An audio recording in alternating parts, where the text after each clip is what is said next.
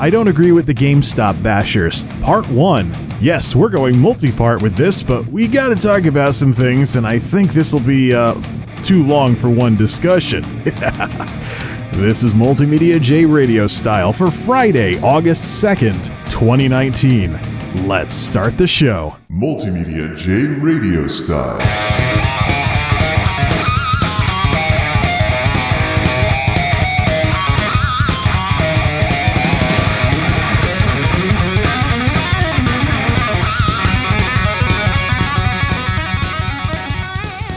I have this very nasty feeling that this discussion is probably going to go at least to a part 2. But I absolutely need to have this discussion to clear the air on something that's going on YouTube right now, as well as give my viewpoint on some various issues related to social media that some folks out there might be curious to hear about, or maybe put into practice with their own way of doing things. First, let's get to what the discussion is going to be about here, even if it takes me a while to talk about all the various talking points that I want to bring up. I do not agree with the GameStop bashers. There's this trend on YouTube right now, and there's a YouTuber who I absolutely do not want to publicize. Not at all. I don't agree with what he's doing. I don't agree with his attitude. And I don't agree with anybody out there who does what he does, because I think it's fundamentally wrong. And it's also quite naive and a great way to bring undue stress upon yourself. It's just the wrong way to go about stuff like this. So I'm not going to publicize the guy. Folks may know who I'm talking about and may talk about this guy in the comments, but I absolutely refuse to give him any publicity. Whether or not you agree with me and follow suit is your decision. But I hope that after talking about some of these points related to what's going on with all of this stuff, that you'll agree with me and follow suit in taking the same approach that I do. But I do not agree with the GameStop bashing that's getting trendy on YouTube right now. I don't know if it's because of the incident with this YouTuber, there's copycats or something out there, or if this content had already been uploaded and the algorithms are just promoting it more because the incident with this YouTuber is trending things a bit, and basically this sort of stuff is getting more exposure because of what's going on with the specific YouTuber who I will not be publicizing. Bottom line, the GameStop bashing that's currently going on right now, I believe is fundamentally wrong and should not be going on. There are ways to talk about bad experiences that you've dealt with, as well as lessons you've learned from those bad experiences. But the way that these GameStop bashers are doing things, as well as anybody else who does this kind of stuff, naming and shaming former employers or making exposed videos trying to damage folks they didn't like's careers, all of this stuff is fundamentally wrong. There are ways to discuss bad things that you've been through in your life and lessons you've learned from them, but this isn't it. This is why I use need-to-know code terms, so to speak, and I keep things nebulous in some areas on purpose when discussing things like issues I've dealt with the 9-to-5ers. Why I even use terms like 9-to-5ers in the first place. Because there's a right way and a wrong way to address things like this, and the wrong way is to do what the GameStop bashers are doing. So let's get into some reasons why this is a bad idea before we talk about GameStop itself and where I stand on the whole matter. So I've said before, and I'll say again, that when it comes to talking about something bad that you've been through or a bad person you've known or something along those lines, I've said before that what matters a lot is objective versus subjective. You don't want to name and shame because it takes what should be an objective discussion about this is bad stuff. I encountered it. If you encounter this, here's how, if you want to take lessons from me, you can deal with it yourself. But the problem is the thing, not the person. That's objective. If I come on here and I make a video, some kind of exposed video about, here's my bad boss, and why they were such a terrible boss, and why you should never work for them, and why nobody should hire them, and blah, blah, blah, blah, blah, besides any issues with them coming after me for posting that content, I've taken what should be an objective discussion and turned it into something subjective. Instead of it being about bad stuff and things that the person listening may encounter, it's now about the person who's being named and shamed. And so people don't have to take me seriously on anything that I say, because what I'm doing could be interpreted as some kind of personal disagreement, or a personal attack, or an ad hominem, or smear campaign, or something along those lines. Or I just didn't like their leadership style, or there was some kind of personality clash or something like that. No discussion as to why what they did was bad. Just me versus them. Subjective. And that completely defeats the purpose of why somebody would want to make a video about something like this in the first place, or have a podcast or a discussion or any of that sort of thing. Because why would you want to publicize stuff that you've been through that was bad? To get your story out there, maybe get some sympathy, help others who may be dealing with the same stuff. How can they know that they're dealing with the same stuff if it's just about this person is a bad person, and it's just about that one person as opposed to what the issue was? There's a little bit of narcissism to overcome here as well, in thinking, or should I say coming to an understanding, that what we go through as individuals isn't unique.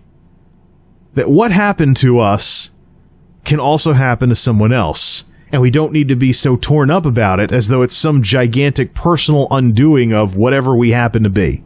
For example, if you work at a company that's unethical and doesn't manage its people very well, and you get managed out the door, and you finally go into that meeting with the manager in HR where you're told you're being let go, and you know full well that it wasn't your fault, that it was all the other person, someone smeared you and got you fired for stupid reasons. The only logical options are that either you're wrong or you're right. If you're wrong, you're wrong. But if you are right, and you were let go from that bad job for stupid reasons, then you can safely probably assume that anybody else who resembled you would get the same treatment. So how is this anything special at all? That's the issue here. You can't talk about what went wrong and what you've learned from it if all you're doing is turning this into a giant personal attack. It's all about the person and whatnot. It's all about your experience as though what you went through was something special, when in reality, it probably wasn't. A lot of times we like to think that what we go through is unique to us, even if it's not. And even if, sometimes by mere statistics, there's no way it can be. So objective and subjective is a very good reason. It's the one I've publicized the most as to why you don't want to make videos naming and shaming former employers. You want to talk about the thing, not the person, not the company. You want to talk about what you had the issue with. Now, another reason why you would not want to do this sort of thing is the most obvious one. You could get fired, or you could get blacklisted to where nobody wants to hire the hot potato. Now, why is that? Have you ever taken the time to do something besides knee-jerk react to this and wonder why, if you're too much of a hot potato and you're naming and shaming, this boss was terrible, this company was terrible, if you're just naming and shaming all over the place, why is that such a bad thing? Because unless you're about to retire, which many of us aren't, I'm certainly not, and there's probably a lot of people in the audience who aren't looking for their final job before they hang it up. Every single prospective employer out there is also a prospective former employer. Unless you know for certain that whatever job you get is going to be the last job you have before you retire, if you bash former employers with your exposed videos or naming and shaming or whatever, instead of being more mature about it, you're also bashing your potential future employers at the same time. Because if they're not your last job, then they're in the same group. You're going to go there, you're going to work there, you're eventually going to leave. They're going to be a former employer, and now they're at risk of getting named and shamed by you. I wonder how many people out there that are so driven to get even with a place they couldn't stand have thought of it this way. That you can't bash places you've left because places you haven't been to yet are basically future places you've left. How many of these people that just go, they get their heartstrings tugged a little too much and this needs to be made right, they go running onto the internet. How many of these people out there have even thought about this idea or anywhere close to this idea? I'm guessing not very many. Well, I hope this has done a service to those of you who haven't thought of it this way in terms of, getting you ahead of the game. But yes, the big issue with naming and shaming former employers and be, GameStop was terrible, Walmart was terrible, blah, blah, blah, blah. The reason why that's a problem, besides anything some human resource professional might tell you, is that it doesn't make any sense. All your potential future employers, unless you know it's going to be your last job, are basically former employers waiting to happen. So they're technically in the same boat. You just haven't gone there and left yet. So if you bash one group of employers, you're bashing the other group too. Except for that one lucky one that you'll retire from, and they'll be your last job. But even then, if you're retired, you're like, well, I'm done working. Now I'm going to be grr about places I was at when I worked and stuff like that. That still kind of would be the same thing. But that's the issue. There really is no way logically to call out former employers without raising a red flag that you could also jump on your podcast or whatever about places you haven't been yet. Now consider this. You haven't worked somewhere yet. So you don't know anything about whatever company you might be applying for that's now going to reject you because you're a hot potato. The human resource folks and the hiring managers on the other side of the table at the interview know the ins and outs and the day-to-day operations of their company, even if you don't yet. So they will know in advance, there's probably this little detail in our operations that's going to get this candidate making a video about us if we hire them, so forget it. Come up with some reason, whatever it is, to dismiss them and move on.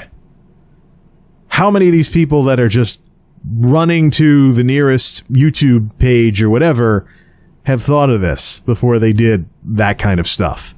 And that's why you have to establish boundaries. Talk about the thing rather than the person, and don't name and shame. The last reason, as far as I'm concerned, as to why you shouldn't do that kind of stuff and why I don't agree with the GameStop bashers before we even get into any discussion about GameStop in the first place, is a little thing related to when you join teams. When you get hired somewhere, you're joining a team. And as that line goes in the Miracle movie about the 1980 Miracle on Ice, when you pull on your jersey, the name on the front is a hell of a lot more important than the one on the back. So get that through your head. When you join a team, you're joining something bigger than yourself. And the team is always bigger, greater than whatever you want to call it, than the sum of its parts.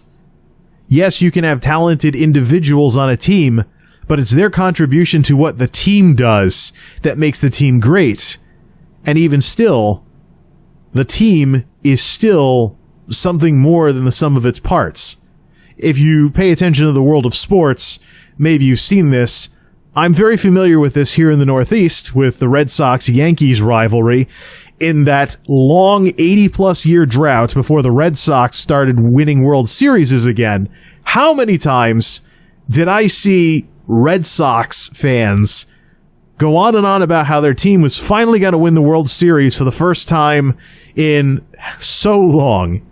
Because they had one or two amazing players. They had an amazing pitcher. They had an amazing designated hitter. They had an amazing this or that. One or two people on the team was going to send the Red Sox all the way to a World Series win. And it never happened. Meanwhile, the Yankees, they may have had some big names, like Derek Jeter and the rest of them, but even still, it always came down to the teamwork. There never really was a sense of, this one player on the team is so larger than life that by themselves they're going to win a World Series. But time and again, the Red Sox fans would think that there was some silver bullet player, so to speak, on the team that was going to send Boston all the way to the World Series. And even while they were doing this, they would engage in some projection and they would accuse George Steinbrenner or the Yankees in general of, oh, they just buy their championships by buying amazing players. Not so much that they were buying amazing players, but they were finding ways to make sometimes, amazing players work together to be able to win. There was no situation where there was one superstar who didn't have to be integrated into the team in order for the Yankees to win a World Series. These days, the Red Sox actually do win World Series, but is it ever for reasons like what the fans might have said back when the team was still in the drought? Have the Red Sox ever won a World Series because they had Mookie Betts? Or any of the big name players that have come and gone from the Sox since they started winning again? When has that ever happened? No, it's been about teamwork. Sometimes about coming back from being underdogs in the middle of the season to win the World Series. Working together. And where this comes into play with properly dealing with bad jobs is that companies are bigger than, than the sum of their parts. Companies are bigger than the people who have petty arguments or are dark and brooding, or maybe they might drive you nuts or anything like that. But the bad individuals working within them, the company is still bigger than their bad apples. The company is bigger than their bad sites. The company is bigger than their bad jobs. And this ties back also to this whole thing of realize that if you go through bad stuff, you're probably not the first person or the last person or anywhere near the only person to go through something like that. You probably have something in common with someone out there somewhere who's been through something similar. In my case, with the local supply chain folks that I've been working with for years, I've had my good warehouses and bad warehouses. Just like folks in retail talk about, I worked in about 6 or 7 different stores, and these were the good stores and these were the bad stores, and I wanted to try and transfer from the bad stores to the good stores, etc., but there were good stores and bad stores. Indeed. But when you encounter the bad apples, it doesn't need to distort your view of the entire rest of the company. I think about this every time I hear one of these GameStop bashers say, well, for the employees working at GameStop who are good and wish they didn't have things like the circle of life and stuff like that to deal with, hats off to you folks. And shout outs to this good GameStop I know at blah blah whatever. Go there. They're great people as long as they don't get fired. They're a good GameStop. Well now, can you bash the entire company if there are still people that are making the most of a bad situation? That's the thing. Keeping a proper perspective is huge when dealing with issues like this. In my case specifically, with the bad situation that I got away from, one of the things that I've been thinking about recently is how much I let one of the worst people I worked with at that place set the tone for not only how I should be in order to blend in with the team, which was wrong, but also the way others were as well, as if there weren't folks who wanted to do the right thing on the team. So, in this case, with someone who very much fits the description of the behavior pattern of a covert narcissist, I let that distorted perspective on things become what I considered typical, and that was completely wrong to do. Same with if you deal with a bad store or a bad site, or there's some bad apples in some department somewhere at some place you work. You can't let them become what you consider the norm for this sort of thing. If you have a company that has these people all over the place, and they don't have any money, and things along those lines, then yeah, maybe you have a point. But one of the other fundamental problems with coming on here and naming and shaming stuff like this is that you probably have a skewed perspective, especially if you only dealt with the bad people. I see something similar in the warehouses that I've been involved with, where the inventory people are often some of the angriest people on the team. Why? Because the majority of what they do is fixing what other people mess up. So eventually their perspective gets distorted, and they think that nobody in the building ever does their job, when in reality, they're fixing like maybe the 1% of the warehouse volume or inventory or whatever that is wrong. They're cycle counting a small percentage of what's wrong, and for the most part, things go smoothly. But your perspective gets so distorted so quickly. Same thing with thankless jobs, where the response is neutral because it's business as usual when things are going right, and it only becomes an issue when things are going wrong. So there are so many ways that people's perspectives can be distorted when it comes to dealing with bad situations like this. And the thing to remember here is the world is a big place. If your perspective is getting distorted by a bad job or whatever, see what else is out there. Take a look. Talent is a market. Some folks may be like, well, that shows you're not very loyal to the business that you're at. Well, where is the loyalty in the other direction when companies will just lay people off at the drop of a hat to raise their stock price by like 1/4 point or something like that? It's pretty well known at this point that what the baby boomers had with one job for 30 years at one company that took care of you was an anomaly. Today's market is nothing like that. Today's corporate world is nothing like that. And places that are influenced by corporate influence are nothing like that. It's just not the way things go. Talent is a market. Plus, I've known a lot of people that were basically never anchored in one place when they were working with the folks I've been involved with.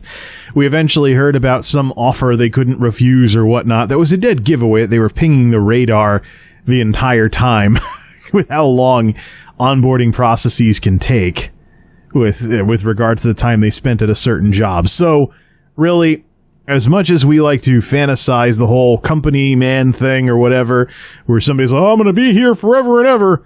Number one, companies can make that not happen very, very easily. And number two, it's just not the way things work anymore. It's not the way things work nowadays.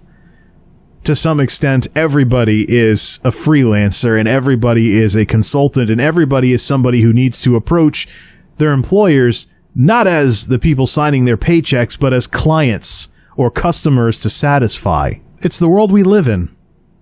And I hope this discussion has provided some kind of insight as to at least why, from a theory standpoint, I disagree with the GameStop bashing that's going on right now. Because, okay, you had a bad job in a company that's been struggling with a business model that's been becoming outdated for years. How is that anything special? You can change your story, so to speak, by changing the organization that you're involved with. And the way to do that is to not shoot yourself in the foot by looking like someone whose perspective is so distorted that now any good companies out there, or better companies than a struggling company like GameStop, now have to wonder about you. So basically, you create your own, you fulfill your own prophecy, so to speak. And you wonder why things keep getting worse, when in reality, it's the way you handle the bad situation that you got out of that has you in this catch-22 in the first place. So that's the theory of it. We still haven't really talked about GameStop in particular and where I stand on that whole matter. But from a theory perspective, this will suffice for part one, because we're approaching the half-hour mark here, heading towards 25 minutes, according to this timer. So, that's part one. Hopefully this can be of use to somebody out there, somewhere who listens to these things if YouTube hasn't finished destroying my channel yet. Regardless, whatever the algorithms are doing these days. This is part one. We'll be back for part two, where we talk about my history with GameStop and why I'm not going to make a GameStop basher video the way these folks. Even if I had worked at GameStop, I wouldn't do what these GameStop bashers are doing, because I already have a better perspective on things if I go through a situation like that. But we'll save that for part two. Thanks for listening, everybody. Till next time, this is MultimediaJay signing off. Thanks for stopping by.